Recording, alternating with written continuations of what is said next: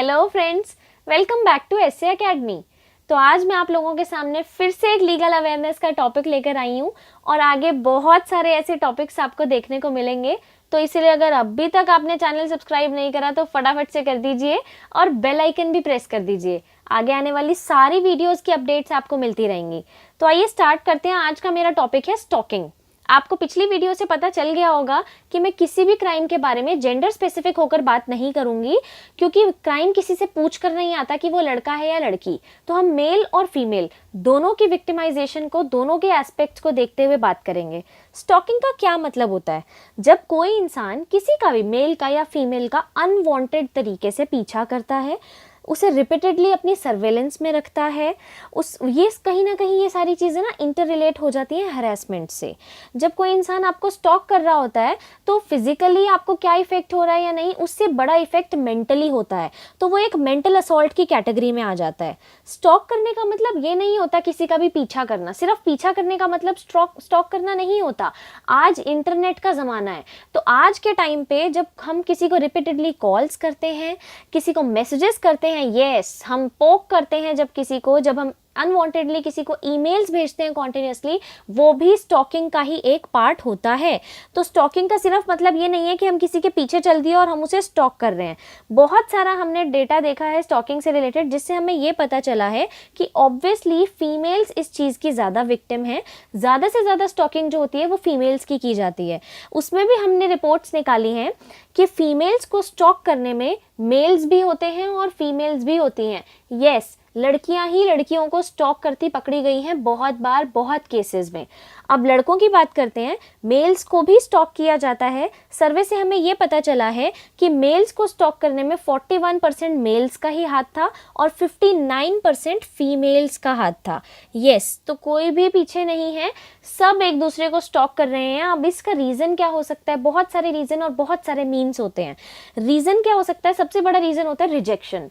Rejection नहीं सहा जाता ना, तो उस चक्कर में बदला लेने के लिए, रिवेंज लेने के लिए स्टॉकिंग एक सबसे पहला स्टेप होता है।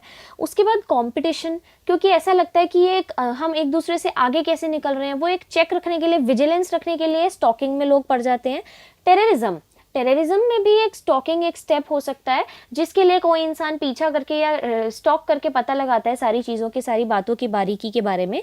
गैंग स्टॉकिंग बहुत ज़्यादा फेमस है, जो किसी को भी डराने के लिए, थ्रेट करने के लिए, किसी से कोई बात निकलवाने के लिए, बदला लेने के लिए गैंग स्टॉकिंग की जाती है। और ऑब्वियसली परेशान करने के लिए, हैरेस करने के लिए तो की ही जाती है। ठीक है, अब क्या होता है कि क्योंकि मैंने आपको बताया हम लोग मॉडर्न ज़माने में हैं, तो साइबर स्टॉकिंग एक बहुत बड़ा हमारा टॉपिक बनता जा रहा है। साइबर स्टॉकिंग एक इंक्रीजिंग पेस पर है, क्योंकि सब लोग इंटरनेट पे आ गए हैं ना, मॉडर्न हो गए हैं, तो इसीलिए अब स्टॉक भी मॉडर्न तरीके से करते हैं। तो साइबर स्टॉकिंग के ऊपर भी कंट्री ने बहुत अच्छे रूल्स बना दिए हैं। मैं अभी बताती हूँ आपको, क्योंकि ऐसी कोई कंट्री नहीं है जो इस चीज़ से परेशान नहीं है। Whether it is UK, USA, Canada, Germany, Australia, सारी ही कंट्रीज स्टॉकिंग के क्राइम से बहुत ज़्यादा परेशान हैं। अगर मैं आपको इंडिया की बात बताऊं, तो इंडिया में हर 55 मिनट्स में एक स्टॉकिंग का केस सामने आता है। तो ये बहुत ही एक मेजर सोचने वाली बात है। 2018 के स्टैटिस्टिकल रिपोर्ट के हिसाब से मैं आपको बता रही हूँ कि हर 55 मिनट में एक स्टॉकिंग का केस सामने आता है। आईपीसी में हमने स्टॉकिंग को एक पनिशेबल क्राइम बताया है।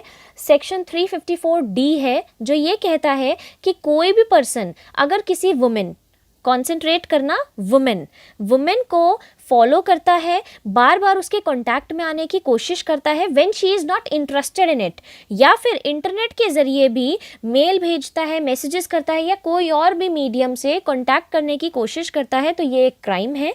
जब आप पहली बार इस चीज़ में कन्विक्ट होंगे, अगर आप फर्स्ट टाइम इस चीज़ में पकड़े गए हैं, तो फर्स्ट कन्विक्शन में आपको इम्प्रिजनमेंट हो सकती है 3 ईयर्स तक की, और फाइन हो सकता है। बट अगर आप रिपीटेडली सेकेंड कन्विक्शन में भी पकड़े गए हैं, दोबारा आप कन्विक्ट हुए हैं इस चीज़ में, तो आपको 5 साल तक की जेल और फाइन हो सकता है।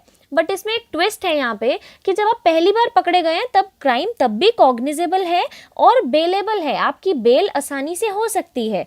बट जब आप सेकेंड टाइम पकड़े गए हैं, तब भी क्राइम तो कॉग्निजेबल ही रहेगा, बट वो नॉन बेलेबल हो जाएगा। तब आपकी बेल होना इजीली नहीं हो पाएगा, डिस्क्रिशन हो जाएगा कोर्ट का। ऑलराइट, अब क्या होता है कि ये प्रूव किया गया है कि सिर्फ आदमी ही, ऐसा नहीं है कि आदमी ही स्टॉक करते हैं और सिर्फ औरतें ही इस चीज़ से पीड़ित हैं, ऐसा दोनों पार्टीज़ की तरफ से हमने देखा है। तो सपोज़ कि कोई लड़की को स्टॉक किया जा रहा है और उसके खिलाफ आदमी जो भी है सामने जिसे कन्विक्ट किया गया है उसको ये सारी सज़ा सुना दी गई, नहीं, ऐसा डायरेक्टली नहीं होगा कि उसे सज़ा सुना दी गई, प्रूव करना पड़ेगा। तो सिर्फ तभी प्रूव किया जा सकता है जब ये डिक्लेयर हो जाए कि वो किसी लीगल पर्पस के लिए स्टॉक नहीं कर रहा था, रीजनेबल या जस्टिफाइड कॉज नहीं था उसका स्टॉक करने का, तभी सज़ा की जाएगी। अगर ऐसा प्रूव हो जाता है कि ऐसा कुछ था तो सज़ा बिल्कुल नहीं होगी, हरगिज़ नहीं। बहुत सारी स्टडीज़ में हमने ये देखा कि मेन भी बहुत ज़्यादा विक्टिमाइज हो रहे हैं इस चीज़ के लिए, बट वो पुलिस तक रिपोर्ट नहीं करते हैं क्योंकि उन्हें लगता है कि बहुत कम चांसेस हैं कि हमें हेल्प मिलेगी। क्योंकि आईपीसी के भी इस सेक्शन में हमने देखा वुमेन स्पेशली मेंशन किया गया है, आदमियों का नाम कहीं मेंशन नहीं किया गया। इनफैक्ट अगर औरतों के साथ स्टॉकिंग होती है तो 354D तो लगता है आईपीसी की धारा में, इसके साथ साथ 509 भी लगा दिया जाता है ये बोलने में कि अगर आपने किसी फीमेल की मॉडेस्टी को हर्ट किया है, उसे इंसल्ट किया है, आपने कोई ऐसा एक्शन किया है, कोई ऐसा वर्ड बोला है, ऐसा जेस्चर दिखाया है, कोई ऐसी साउंड निकाली है जिससे आपने फीमेल की मॉडेस्टी को हर्ट किया है, उसे इंसल्ट किया है, तो आप 509 के अंडर आप क्रिमिनल है। तो मेन का नाम यहाँ पे कहीं भी नहीं है, मेन के लिए तो यहाँ पे कोई भी प्रोविजन नहीं दिया गया उनके प्रोटेक्शन के लिए। तो बहुत सारी कंट्रीज़ में क्योंकि ये चल रहा था और हमने स्टैटिस्टिकल रिकॉर्ड में भी देखा कि आदमी भी बहुत ज़्यादा स्टॉकिंग के शिकार हो रहे हैं, तो सारी कंट्रीज़ ने एक डिसीजन लिया है और सारी कंट्रीज़ के जो कोर्ट्स हैं, सभी कोर्ट्स ने भी एक एपेक्स लेवल पे डिसाइड किया है कि आदमियों को भी इक्वल प्रोटेक्शन दिया जाएगा, इक्वल लॉज दिए जाएंगे अगेंस्ट स्टॉकिंग, बचाव के लिए। तो अब क्या होता है, अब मैं आपके सामने एक नॉर्मल एग्जांपल रखती हूँ। आप सोचिए कि अगर एक फादर, उनकी बेटी घर से बाहर निकलती है और वो सोचते हैं कि नहीं मेरी बेटी कहाँ जा रही है, मुझे चेक करना है, वो अपनी बेटी को पीछे पीछे उसके जाते हैं और पीछा करते हैं, तो क्या ये स्टॉकिंग है? नो माय फ्रेंड्स, ये स्टॉकिंग नहीं है, क्योंकि वो एक जनरल कॉज के लिए अपनी बेटी का पीछा कर रहे हैं। मैं आपको इसका एक एग्जांपल देती हूँ। क्या हुआ था, एक बार एक केस हुआ था, एक बेटी जो है वो घर से बाहर डेली जाती थी, वो पढ़ती थी तो वो डेली जाती थी और उसके फादर जो हैं वो उसके ऊपर पूरी निगरानी रखते थे। उसके फ़ोन में भी उन्होंने ट्रैकिंग ऐप डाला हुआ था, उसे स्ट्रिक्ट उन्होंने गाइडलाइंस दी हुई थी कि मेरा फ़ोन हमेशा आंसर करना है, कभी फ़ोन स्विच ऑफ नहीं करना, एवरीथिंग उसके ऊपर पूरी निगरानी थी। बट उसे उसके फादर ने ना कार भी दी हुई थी, वो खुद ड्राइव करके जाती थी। कार में उसके फादर ने एक ऐसा डिवाइस सेटअप किया गया था कि वो लड़की जहाँ भी जाती थी तो कार की लोकेशन उसके फादर को पता चलती थी। तो अब क्या होता कि वो लड़की जो है अपने फ्रेंड के घर जाती थी और अपने फादर को बोलती थी कि मैं फ्रेंड के घर हूँ, तो वो लोकेशन दोनों जगह से चेक करते थे, अपनी बेटी के मोबाइल फ़ोन से भी और कार के मोबाइल जो उन्होंने वहाँ पे कार में डिवाइस सेटअप किया हुआ था उससे भी। तो अब एक दिन ऐसा ही हुआ कि उन्हें ये पता चला कि उनकी बेटी ने बोला कि मैं अपने फ्रेंड के घर हूँ। उन्होंने अपनी बेटी की लोकेशन जो उसके डिवाइस पे शो हुई थी वो उसके फ्रेंड के घर की शो हो रही थी, बट उन्होंने जब कार के डिवाइस पे देखा तो वो लोकेशन नाइट क्लब की शो हो रही थी। तो उन्होंने उसी टाइम जाकर के अपनी बेटी को वहाँ पे पकड़ा और उसको प्रूव किया कि तुमने मुझसे झूठ बोला है, और उन्होंने उसके खिलाफ जो भी उसे एक्शन लेना था और स्ट्रिक्टनेस करनी थी वो की। तो क्या ये स्टॉकिंग है? नो माय फ्रेंड्स, ये स्टॉकिंग नहीं है, बिकॉज उन्होंने एक गुड कॉज के लिए अपनी बेटी का पीछा करना चाहा। बट वहीं पे अगर ये स्टॉकिंग जो है, ये स्टॉकिंग एक भयावह रूप ले लेती है, वो स्टॉकिंग की वजह से जो आपकी बेटी होती है वो विक्टिम बन जाती है और आप एक्यूज्ड बन जाते हैं, कन्विक्ट बन जाते हैं, तो वो स्टॉकिंग में ही आएगी और तो आप क्रिमिनल ही होंगे।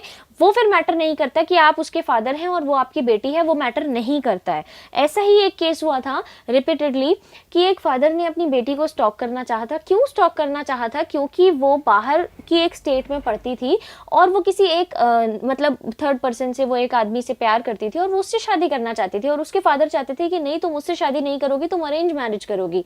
इसीलिए वो अपनी बेटी को स्टॉक करते थे। उन्हें पता चल गया कि ये मेरी बेटी अभी भी उस लड़के के साथ है और ये उसी से शादी करेगी। उन्होंने अपनी बेटी को अननोइंगली धमकी भरे मैसेजेस भेजना स्टार्ट कर दिया।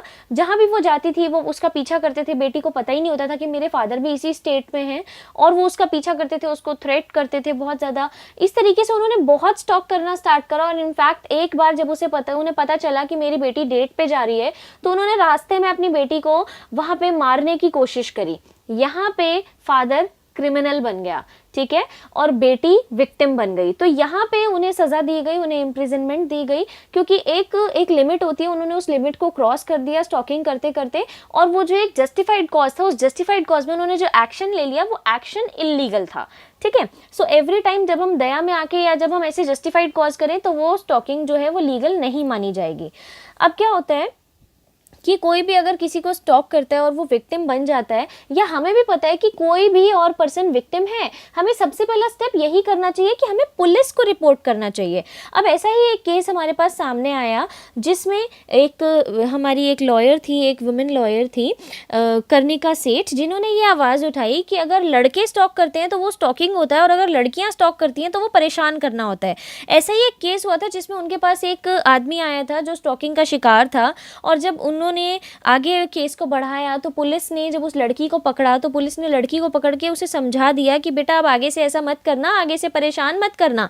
तो वो परेशान करना हुआ, कैसे परेशान करना हुआ, जब वो उस लड़के को स्टॉक कर रही थी, उसे परेशान कर रही थी, उसको बार बार इरिटेट कर रही थी, उसकी लाइफ में दखल अंदाजी कर रही थी, तो वो सिर्फ परेशान करना नहीं होता ना, वो भी स्टॉक करना होता है। अगर वो ही सेम चीज़ लड़के ने की होती तो वो स्टॉक करना होता, उसे जेल में फेंक दिया जाता क्योंकि उसने एक लड़की को स्टॉक किया। यहाँ पे ये मॉरली रॉन्ग है, अगर हम लीगली इलीगली बात ना करें, ये मॉरली रॉन्ग है, ठीक है। ऐसे ही एक स्टॉकिंग के लिए मैं आपको बहुत इंपॉर्टेंट केस बता रही हूँ, प्रियदर्शनी मट्टू।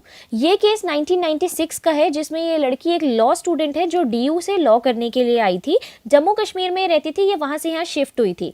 यहाँ पे DU का एक पास आउट लड़का था संतोष सिंह, उसने इसे स्टॉक करना स्टार्ट कर दिया लड़की को, प्रियदर्शनी मट्टू को, और इसने बहुत सारी कंप्लेंट्स करी, मल्टीपल कंप्लेंट्स करी इसने वसंत कुंज पुलिस स्टेशन में, बट उसके बाद इसे कोई रिस्पॉन्स नहीं मिला। फाइनली इसने मोलेस्टेशन के लिए FIR लिखवाई। जब इसने मोलेस्टेशन की FIR लॉन्च कराई उसके बाद उसे संतोष सिंह को अरेस्ट कर लिया गया, और उसने भी इन रिपीट लड़की के ऊपर बहुत सारे एलिगेशंस लगाए। जब एलिगेशंस लगे, केस CBI के पास चला गया। 1999 में ट्रायल कोर्ट के पास केस गया, और ट्रायल कोर्ट ने सारी बातों को सुनते हुए संतोष सिंह को एक्विट कर दिया, मतलब बरी कर दिया, छोड़ दिया कि ये गुनहगार नहीं है, इसका कोई कसूर नहीं है।